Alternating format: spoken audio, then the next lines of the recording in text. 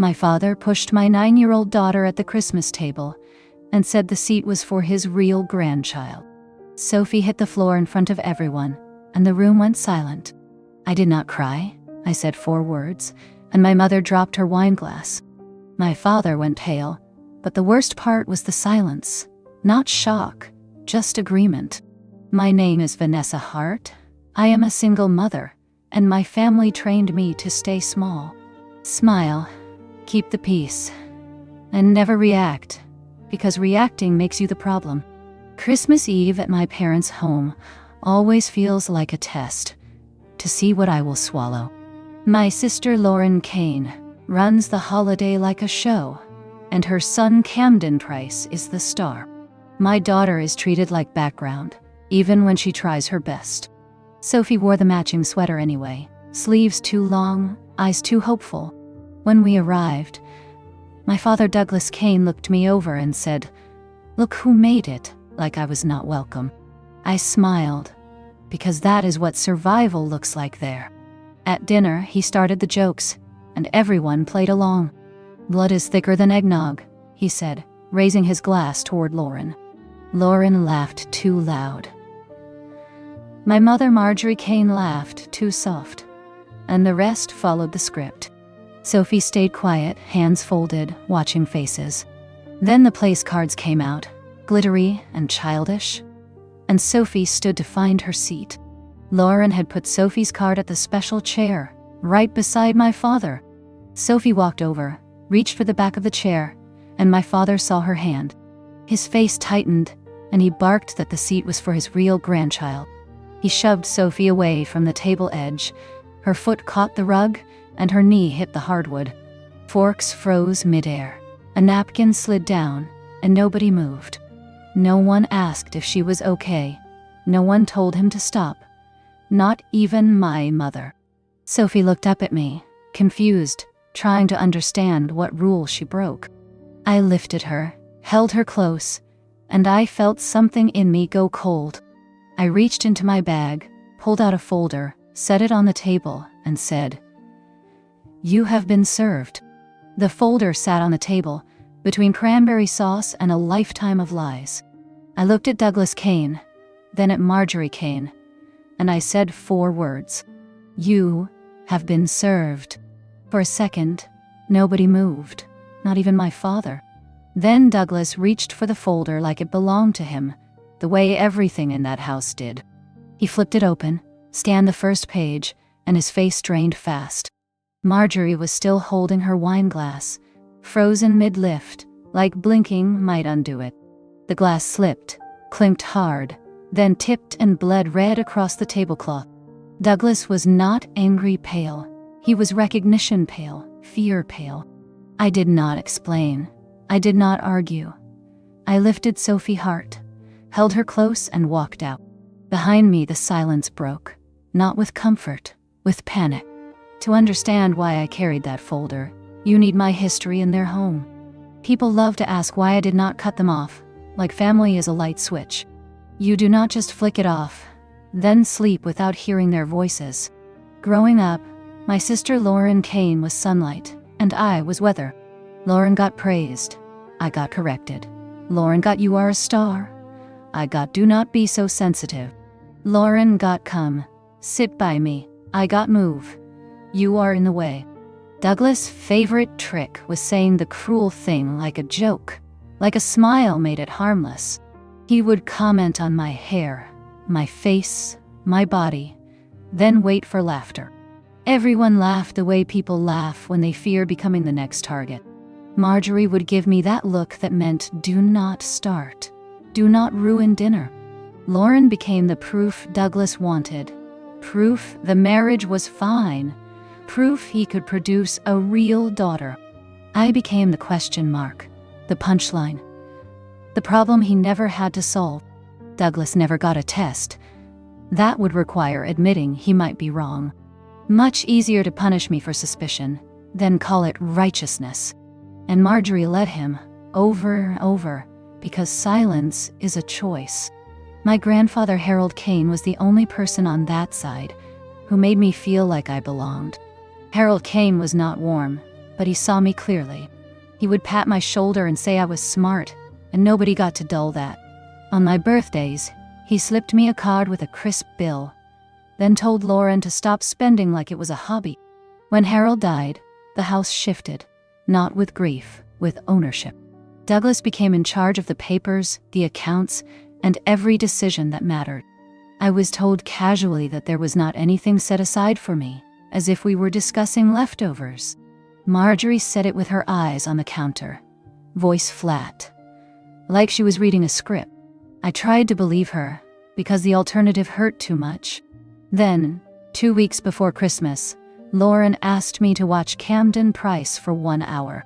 She said she had a work call, and I said yes, because I still wanted to be useful. Camden is 5, and he likes me in the simple way kids can. Lauren left, the house went quiet, Camden played with toys, and I cleaned wrapping paper like it was expected. Her laptop sat on the coffee table, closed, until Camden popped it open like he had done it before. A password box appeared, and Camden typed it without hesitation. I froze, because kids do not know passwords unless someone lets them. I reached to close it gently, and that was when the screen woke fully. A document was open, and at the top in bold letters was Harold Cain name. I sat down, because my body understood first. I skimmed fast, the way you read when you fear the truth, but fear losing it more. Headings jumped out: trust, beneficiaries, distributions. Then I saw my full legal name, printed clean and undeniable. I scrolled again, slower, and one line grabbed a month I still remember. The month I asked for help with a safer apartment deposit after a break-in, and Douglas laughed. The month Marjorie shrugged and said they could not. That same month, Lauren announced she was blessed and bought a new vehicle. My hands shook, so I did the only smart thing I could do. I took one clear photo. Trust name, my name, and the part that mattered. I closed the laptop, smiled at Camden, and acted normal, because I needed time and a plan. 2 days later, I sat across from Colin Mercer in a small law office that smelled like coffee. I slid my phone across the desk, and he studied the photo for 5 seconds. His expression changed, not shock, recognition, like he had seen this pattern before. He said if my name was on the trust, trustees could not decide I did not count. I started to explain what my parents believed, and Colin cut in gently. Ink beats opinions. I did not call Douglas or Marjorie, and I did not ask Lauren for answers. I let Colin do what he does, quietly, with paperwork instead of shouting. A few days later, he handed me a folder, and I did not open it in the parking lot like a movie scene. I sat in my car and stared at it like a bomb, because it was the life-changing kind. For days, that folder lived in my bag, while my old training kept whispering, "Do not be dramatic. Do not ruin Christmas. Keep the peace." I told myself I could survive one more dinner. Then, Douglas put his hands on Sophie, and waiting stopped being a choice. Sophie was quiet in the car on the way home, not the normal quiet where she plots extra dessert. This was the quiet that scares you, because you can hear a child building meaning. Her knee was swelling, and she sniffed hard like crying would make her the problem. I kept my voice gentle and steady. "Look at me. You did nothing wrong." She stared out the window and said, "He does not like me." My throat tightened, and I told her that was about him, not her. Then Sophie's voice got smaller, and she asked if it was because she was not real. There it was, the poison passed down like an heirloom. I pulled over, because I needed my hands steady. I said no, and I made the word a wall. I told her she was real, she belonged, and she was safe with me. I drove the rest of the way home with my jaw clenched. I know you are asking what was in that folder. It was not a threat, it was legal service. A court petition to force a full accounting of Harold Cain Trust. Every dollar in, every dollar out, every signature, every transfer. My phone started ringing before I even pulled into my driveway. Lauren Cain first, then Marjorie Cain, then Douglas Cain. Again and again, like repetition could force me back into my old place. Lauren left a voicemail that was half rage and half panic, asking what I did, calling me insane, saying I was ruining everything. Marjorie left a whispery message that sounded like tears, begging me not to do this, telling me to think about the family, as if I had not just watched my child hit the floor. Douglas left one cold message. No yelling, no drama, just control. He said I was not taking anything from this family. I did not call back. I got Sophie Hart settled on the couch in leggings and an old hoodie, pressed an ice pack to her knee, and made cocoa with extra marshmallows, because sometimes parenting is knowing when to add sugar to pain. We put on a holiday movie. Sophie tucked against my side like the world might shove her again if she moved. My phone kept buzzing anyway. Family group chats exploded. Messages from relatives who never checked on me suddenly had opinions. One said I should be ashamed for doing this on Christmas. Another asked if I was okay, and it felt like a rare human sentence. Lauren posted photos of Camden Price in the special seat, smiling like the moment was cute, like it was normal. Then the smear campaign started, fast and familiar. Lauren hinted online that some people will destroy a family for money. No names, just enough for everyone to point. People reacted with hearts and laughing faces, like betrayal was entertainment. An aunt messaged that I had always been dramatic. An uncle told me to call my father and apologize. Nobody asked if Sophie was okay. That told me everything. Sophie watched me glance at my phone, and her eyes got worried. She asked if we were in trouble. I told her no, and I meant it. I told her adults make choices, and adults get consequences. She nodded slowly, like she wanted to believe me, but belief is hard when your own family cheers for your pain. I turned my phone face down, wrapped my arm around her shoulders, and promised myself one thing. They were not writing our story anymore. Douglas Kane sent one text that was designed to cut deepest. A message he had carried for years, waiting for the moment it would hurt the most. He wrote that if I wanted court, fine. And he told me to explain why I should get Harold Kane money if I was not even his. My stomach flipped, not because I believed him, but because I knew what he was doing. He was not defending a trust. He was defending his right to punish, and he was aiming at my child again. I stared at the screen until my hands stopped shaking. Then I looked at Sophie asleep on the couch, and I whispered that he does not get to drag her into his sickness. 2 days after Christmas, Colin Mercer forwarded me a document titled Response and Motion, and my throat tightened before I even opened it. I was standing in my kitchen in yesterday clothes, watching Sophie eat cereal like nothing happened, because children keep living even when adults try to break them. Colin texted me to open it, then call him when I reached the second page. On that page, my parents went for my throat. They asked the court to dismiss my petition and punish me for harassment, as if demanding an accounting was misbehavior. They repeated the real family line, bold and ugly, like it was a slogan. I had to grip the counter to keep steady. Colin called, voice calm in that way. Calm people use when they have seen this movie before. Whore. He told me not to take the bait. He said desperate people throw sand, and my parents were desperate. I asked him, if Douglas tries to force a test, should we do one? There was a pause, long enough for my shame to try climbing up my neck. Then Colin said not for court, and not for them. My name was on the trust, and trustees do not get to rewrite it because of suspicion. I looked at Sophie, lining up her spoon and bowl like order could protect her. I realized my father was not trying to prove anything. He was trying to humiliate me. And he would do it again if I let him. Colin Mercer had me come into his office that afternoon. He slid a printout toward me, a preliminary snapshot from the trust administrator, and the first line made my ears burn.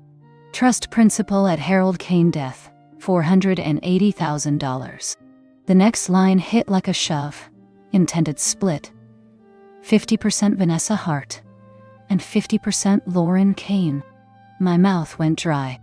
I did the math anyway, because my brain needed something solid. $240,000, I said, and my voice cracked on the last word. Colin nodded once, then tapped the bottom line with his pen. Current trust balance, $38,000. I stared at it so long, my eyes started to ache, waiting for reality to correct itself. It did not.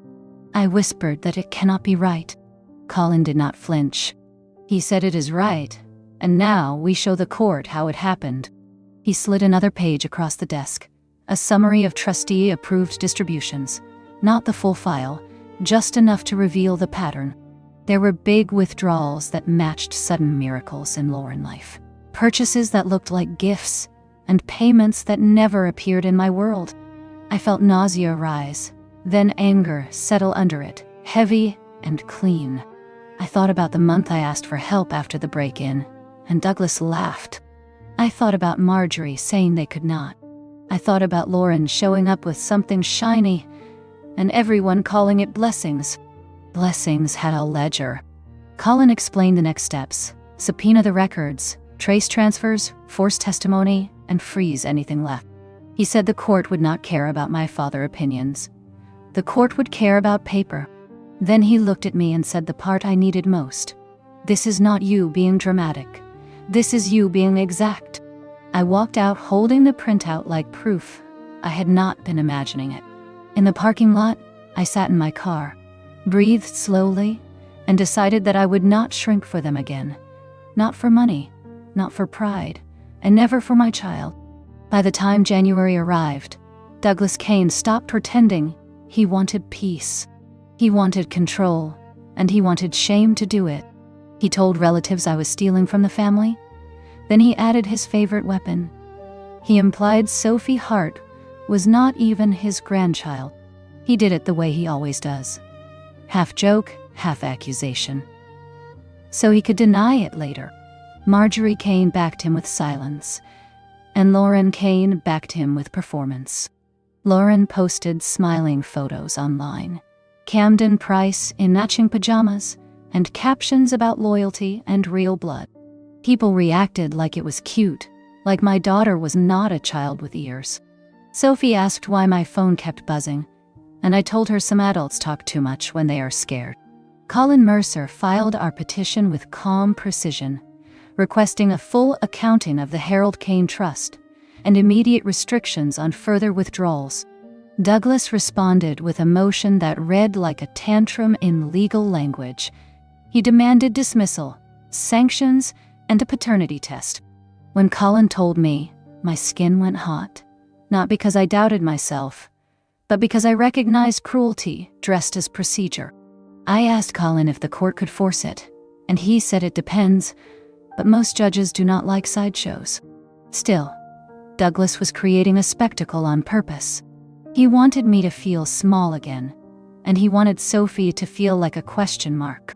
I refused.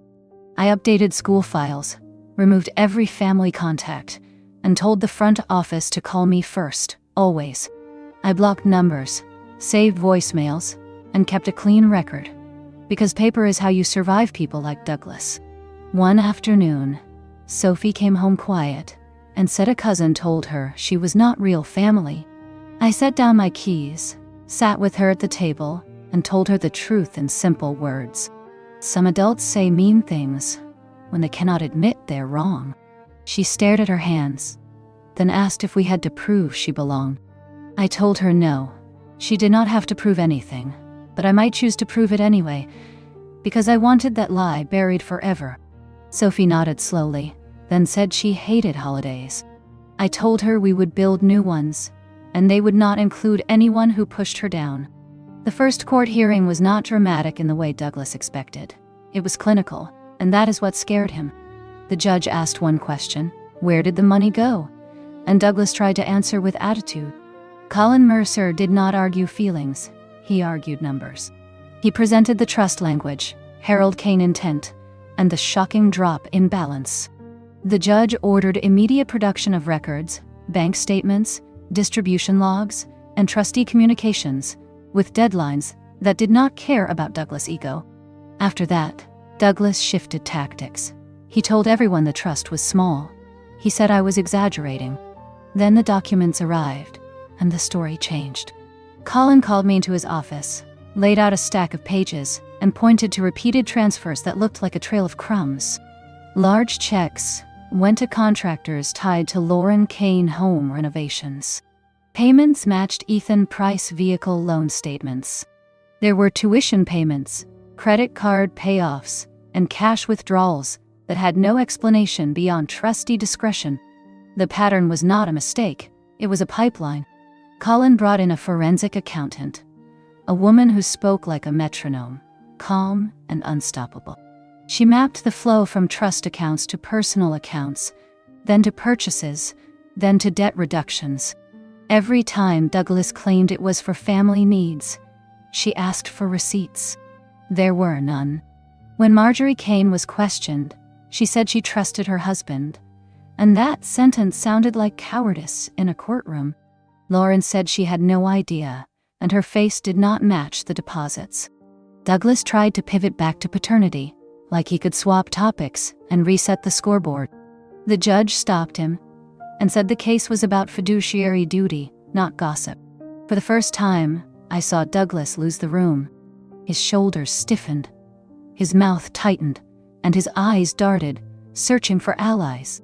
He did not find them. Outside the courthouse, Lauren hissed that I was destroying Camden future.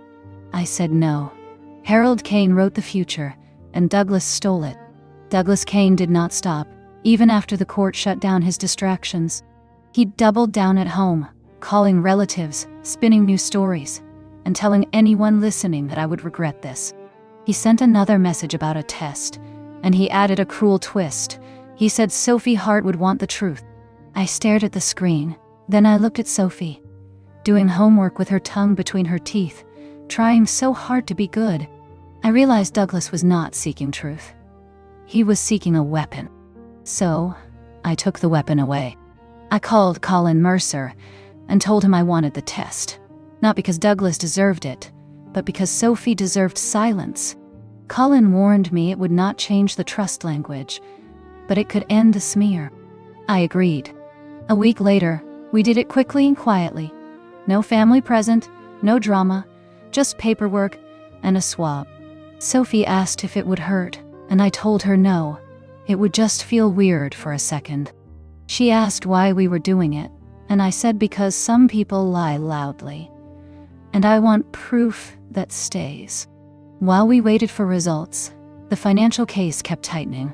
The forensic accountant calculated what was missing, tracing years of withdrawals and disguised benefits.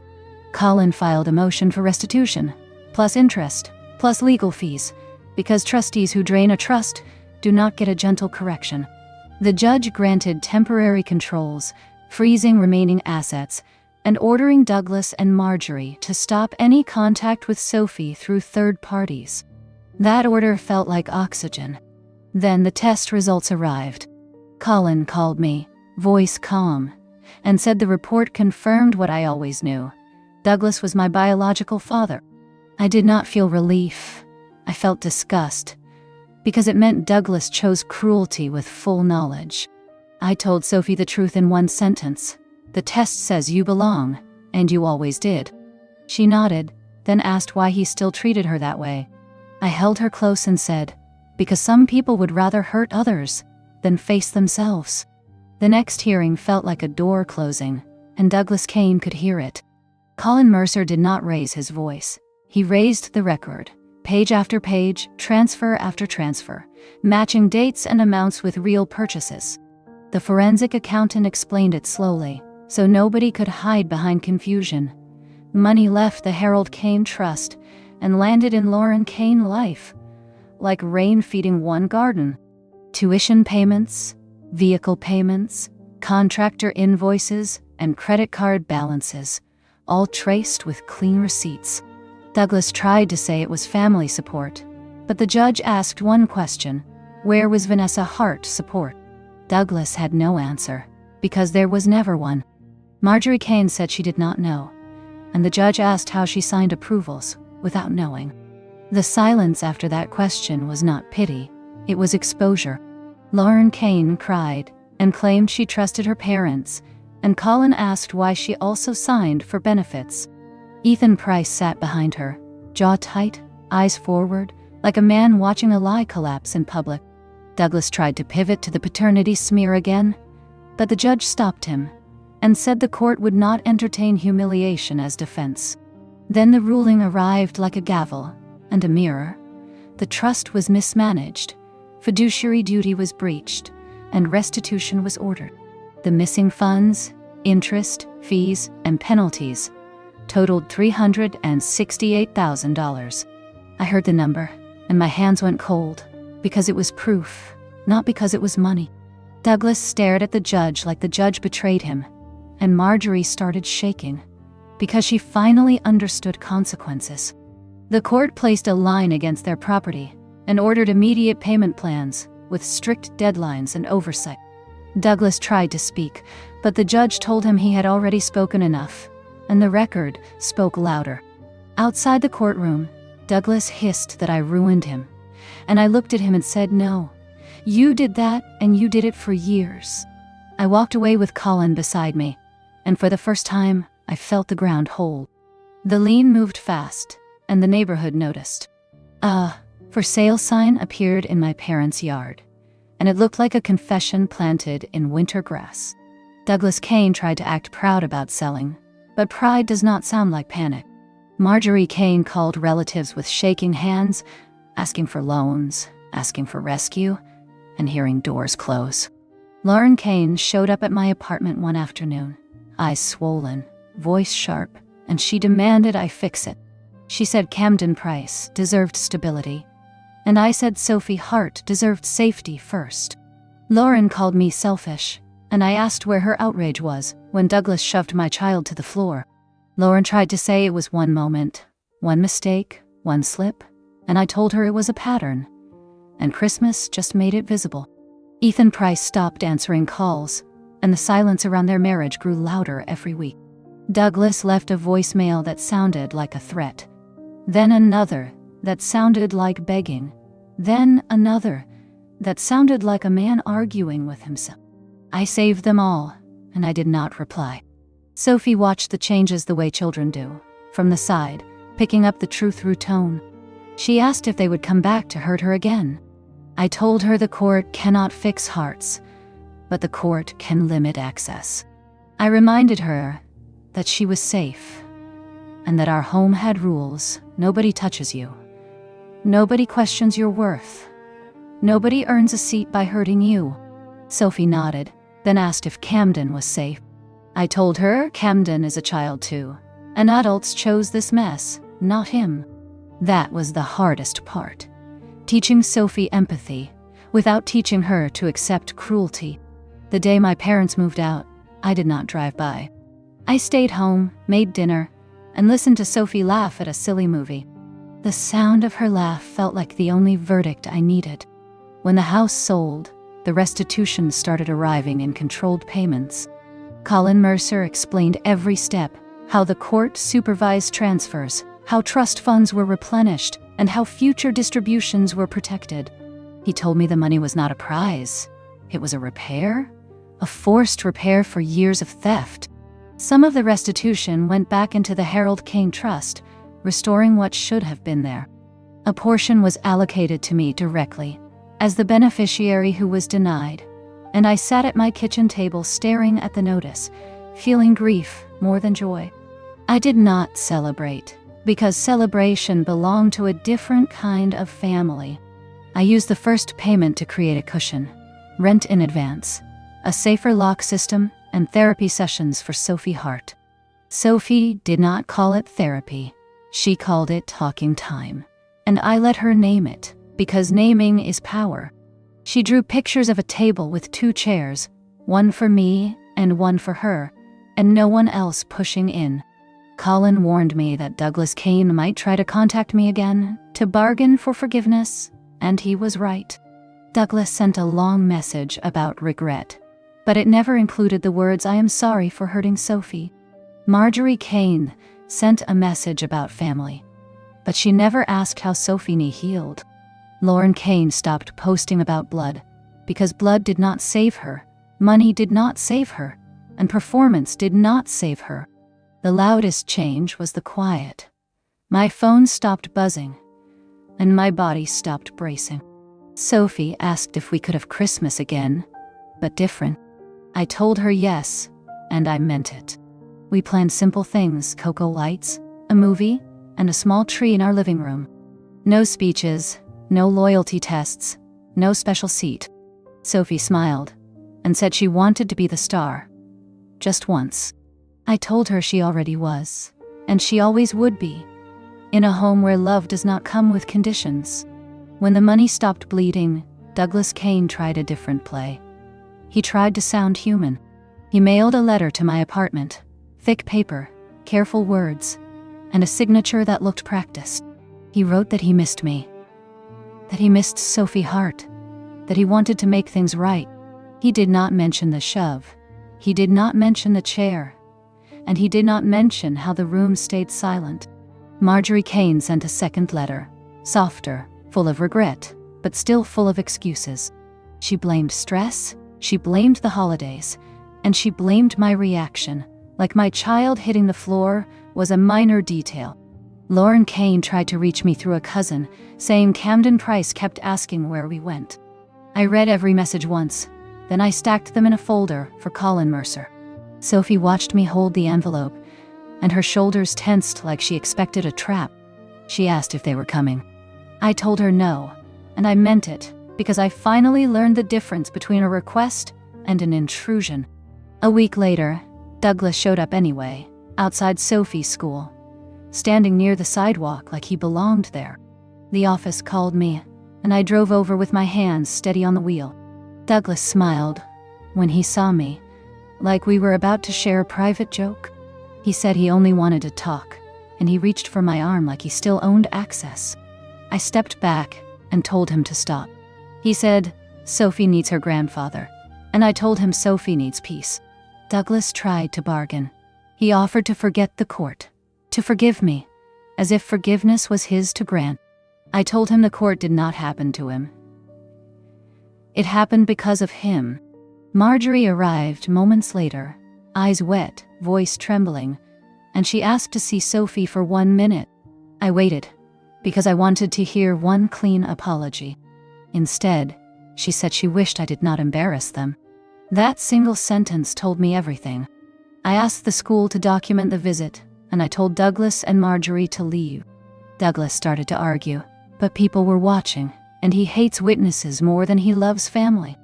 They walked away, and Sophie came out holding her backpack tight.